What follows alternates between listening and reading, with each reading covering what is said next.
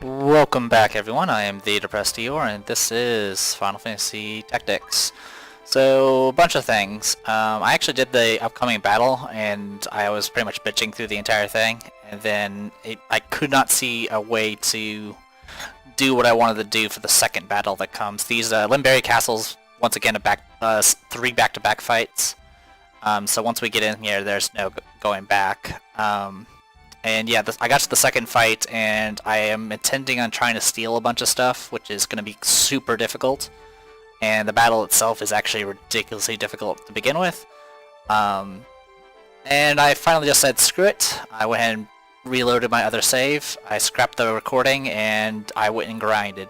I was planning on grinding after this anyway, because I was going to be doing the side content and all that nonsense. And at this point, I'm going to take every, advantage that I can get. So everyone is level 99 or close to it, with a few exceptions. Shizat's only 92, but I did level him up. Now this will do a few things. One, it makes everyone a lot stronger. That gives everyone some additional HP, MP. The HP will hopefully make it so people who keep picking things like speed save will actually get some benefit out of it, because they'll be able to survive a hit. But some other things that it'll do is, I believe, every new character we pick up now will be at level 99, so we don't have to level them up. Anyway, so yeah, we definitely got a bunch of skill points. The way I did the grinding, by the way, is I went to Swiggy Woods as usual, though Swiggy Woods is a little bit more difficult now because they do have monster encounters.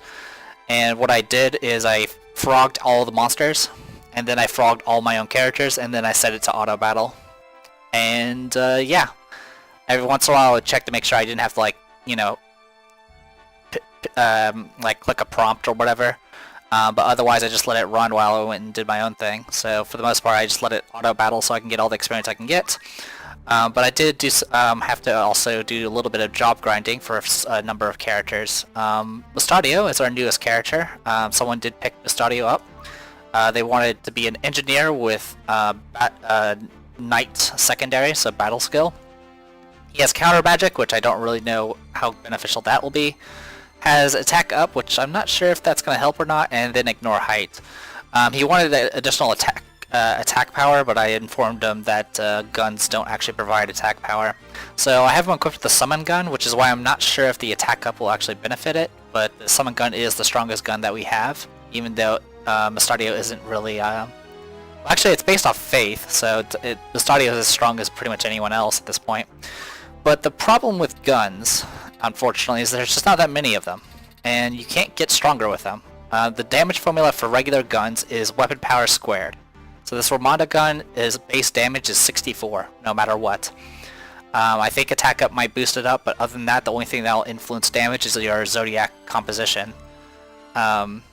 And as far as physical guns are concerned, there is one other gun you can buy that is short range. It's the Chocobo Gun, which is essentially a shotgun. Does, I think it's like 12 attack power, which is not too bad for a gun, but its range is only 3, which is not that helpful.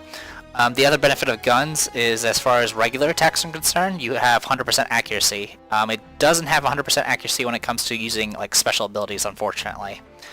The summon gun, of course, its damage is based off of whatever summon you summon, which is out of 3 different summons. It's the summon's attack power multiplied by your faith, multiplied by your weapon power, multiplied by your opponent's faith. So your opponent's faith does get influenced by summon guns, so anything that's immune to magic due to 0 faith will be immune to the summon gun. But other than that, it's range 8, and it's pretty awesome, so it does pretty good damage. Anyway, everything else I equipped, I just gave them mostly for speed. To be honest, I think I'm gonna give a Thief Hat would make him faster, but Flash Hat would make him more durable. I started putting more emphasis towards durability, especially with the black costume. The special thing about black costumes is it absorbs fire, and it cancels stop, which is always nice. I also started equipping people with Jade Armlets. This upcoming fight I actually had a lot of trouble with because I generally don't change my gear up that much, and with the gear that I usually run with, only 2 of my characters were actually immune to status effects. So a lot of the time I would get hit with those 100% hit chance status effects that this game likes to throw at you. And at this point I said screw it. It's an extra point or two in a stat does not compare to being able to avoid those 100% hit chances. Because there's no way, usually, I mean, I would like to rely on things like shields to, you know, block certain spells, like, you know, oracle spells, but these aren't oracle spells. These are weird monster effects that have 100% accuracy and you can't do anything. So essentially, if you don't have immunity, it's going to hit you and you're going to be screwed. So I just started giving everyone Jade Armlets. Aegis, of course, still has the ribbon, so she's good. So the only thing I really have to worry about for most of the characters is instant death. Unfortunately, there's not really much I can do about that. Oh, one other thing I did for the grinding with the frogs and everything like that is I made sure every character that was doing the grinding had a either had a light robe equipped or they became a class that could equip a light robe. Because light robes, as you may know, provide regen. So that essentially ensured that there was 0% chance of me dying when it's frogs versus frogs. Also, something to note about frogs is they actually can cast spells. They can cast the frog spell. They can't cast anything else though. I believe that's how it was in like Final Fantasy VI, where if you're an imp, you can cast the imp spell. Anyway, besides that, let's go ahead and just go over a few more other things. Technically, Mosh is now a Master Summoner. He is missing one spell, which we will never be able to pick up, which is Zodiac, and I don't intend on ever picking it up. So yeah, a number of these characters have achieved mastery in a few classes. Nothing too special though. Actually, do you have anything you need to pick up? Nope. A lot of my characters actually became Master Knights simply because I was using a lot of Knights. Master Monk, Master Wizard, Master Bard. Pretty standard stuff. Let's go ahead and give you, just in case I actually do use you, here's a Jade Armlet.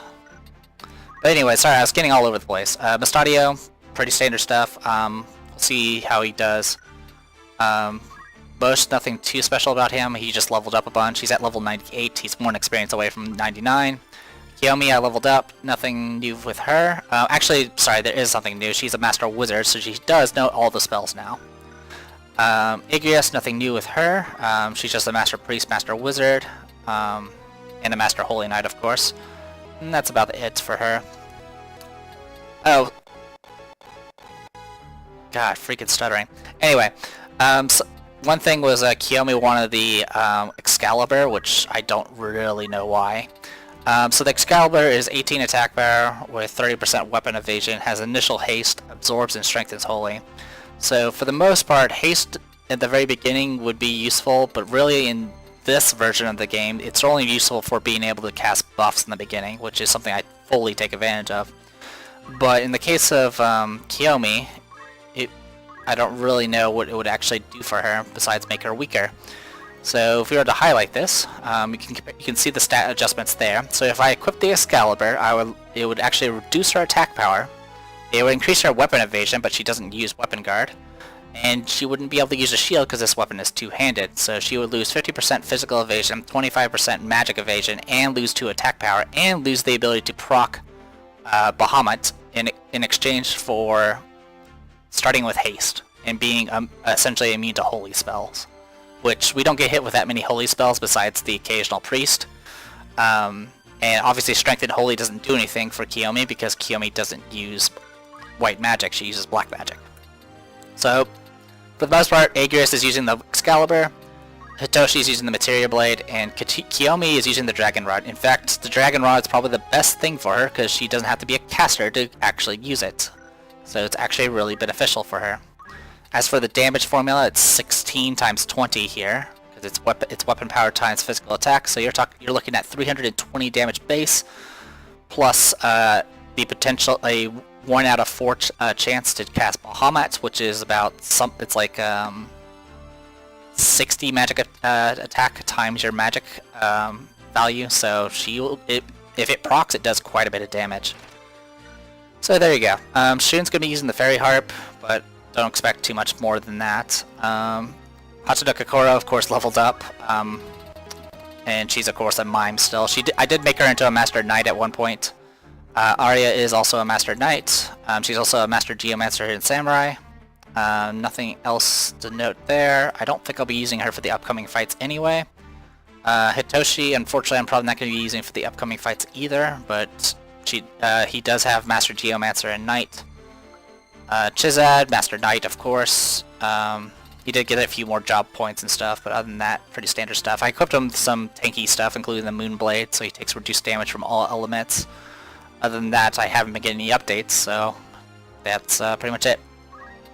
Forge is a Master Knight, Master Mediator, Master Ninja. I took away some of his attack power in exchange for the black costume, so he has a little bit more health, and he's now immune to, of course, Petrify and Stop. Now, I'm keeping him with the Tomberry knives. Obviously, I did do the math. If I were to equip him with, Ninja Edges, he would actually do more damage. But he'll be doing more damage in exchange for being a little bit slower.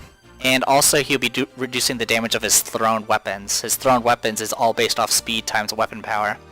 So I'm keeping the Tomberry knives for now. It's not going to be really that useful in the upcoming fight, but having 18 speed sounds absolutely amazing. Erin's Master Knight, Master Geomancer, Master Dancer. Other than that, I changed her gear up a bit. She's now using Flash Hat and Black Costume, so she has a lot more health, which will hopefully benefit her PA save a little bit more, and all that nonsense. Auric wanted to be a Lancer, so I switched it back to being a Lancer. As of right now, due to the fact I have to equip the Jade Armlet, his evasion is not as high as I want it to be, but usually I would actually have the Dracula Mantle, which would make him 80% evasion on magic, and about 40% evasion against physical. I have him equipped with the Arborisk, and that's pretty standard stuff. Why is he equipped with the Circlets? Crystal Helmets. That's a little bit better. He's also now immune to sleep.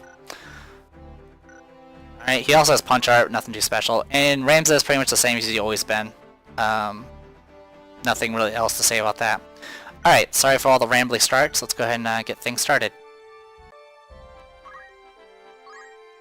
So, Gate of Limberry Castle.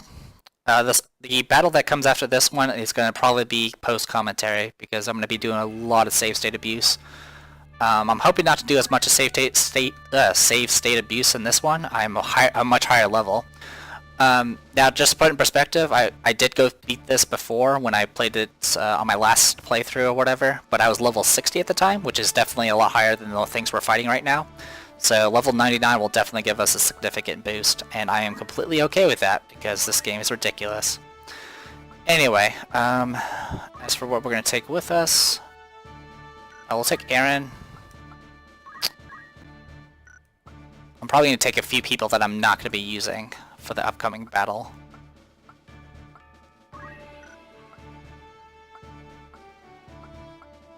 So let's take Hitoshi, and we'll take Hatano Kokoro, simply because I didn't equip a thing to Arya, unfortunately. Alright. So this is one of those battles that once again puts you in the worst possible starting position. They put Rensa out in the middle of everything, and essentially the way the battle usually went was the assassins would go first. They would immediately petrify Rensa, and then everything else just goes bad.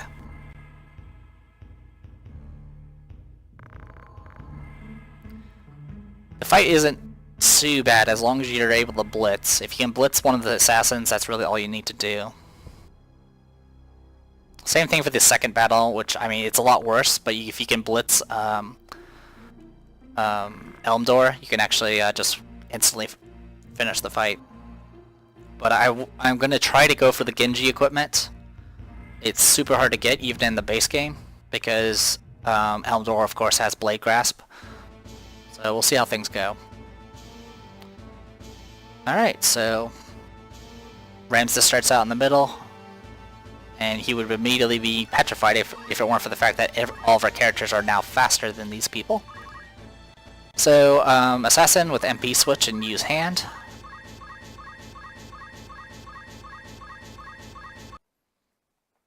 Sorry about that. I went ahead and just broke the sound, just so I didn't have to hear the stuttering. There we go. Anyway, first things first, let's talk about how these characters are cheating. Ribbons are headgear. and yet they have them in an accessory slot. Which also means I can't break them with knight abilities. You can probably still steal them, but I don't really care to. Now, one thing I'm a little curious about is if I were to steal that ribbon, would I actually be able to hit these things with status effects, or would the game cheat? It's hard to say, but we're not going to worry about that. Anyway, the assassins could do pretty good damage with their ninja swords. Spell edges, of course, I believe do magic damage. No, sorry, spell swords do give you plus magic attack. The thing about assassins, though, is they have use hand, which allows them to do Shadow Stitch, which is a ranged 100% accurate stop. They also, in this version of the game, they have Seal, which of course is a ranged 100% accurate Petrify. And in melee range, they have Stop Bracelet, which is 100% accurate instant death. So yeah, not fun. Anyway, over here we got Poison Rod and Arbalest, which is also cheating, by the way. The rods can be dual-wielded. Arbalest cannot be dual-wielded, so that is cheating. Pretty sure it's cheating.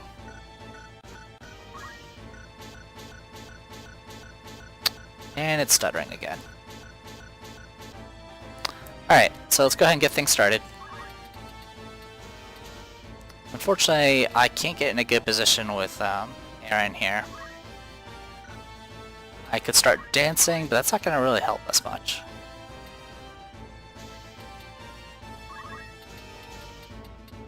So I'm just going to move up, and we'll just take a position here.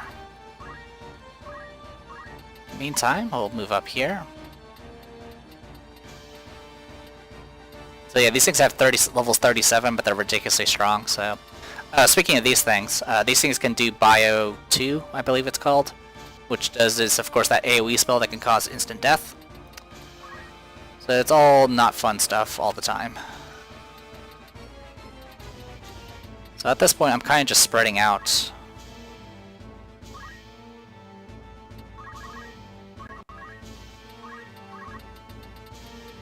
I'm pretty sure you're about to go next. Yeah, you are.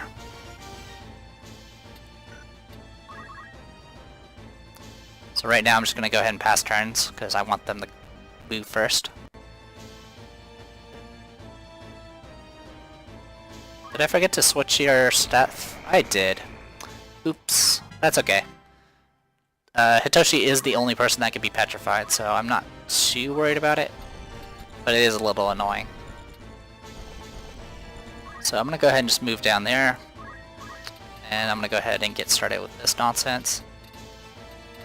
Thankfully, Rensa is just fast enough to get Holy off before she takes another action. Now she does have MP switch, so if it triggers, it's going to do MP damage rather than regular damage. But it will definitely drain all of her MP.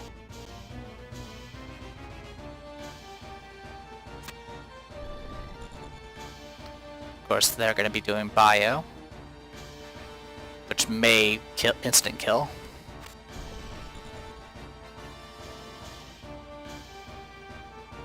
Now before, when I was more, you know, around level 40 or 50 or whatever, these guys would actually go faster than me, and it was not fun. By the way, they're called a panda. So Rensa is going to get obliterated with dark bios.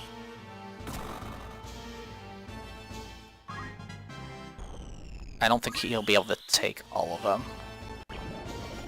Oh. That was something I didn't expect. Oh, these are different bios. And, oh cool. That works out rather well. So I'm gonna go ahead and do a jump.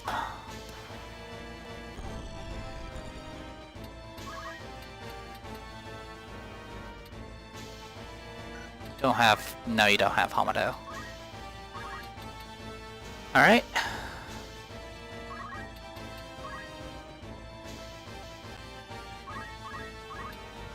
110 damage? Okay. Awesome, so I triggered an MP switch, so she has 0 MP, so that means Holy will kill him.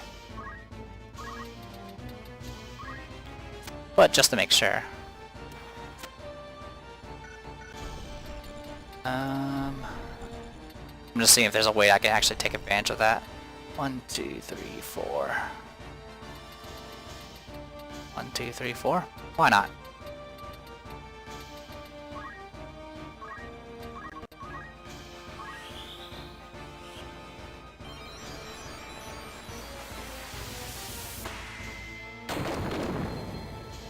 I'll say that. Now I made this look easy, but like I said, I'm actually pretty high level now. I mean, I'm max level to put it simply, but you know what? Like I said, I don't have any regrets. This fight is not fun. It would just spam you with, you know, stats effects, massive dark bios, and it just gets nasty. Now, if you have things like immunity to Petrify and Stop, it's not as bad. But like I said, I didn't really want to take any chances. Hey, and we got another Jade Armlet.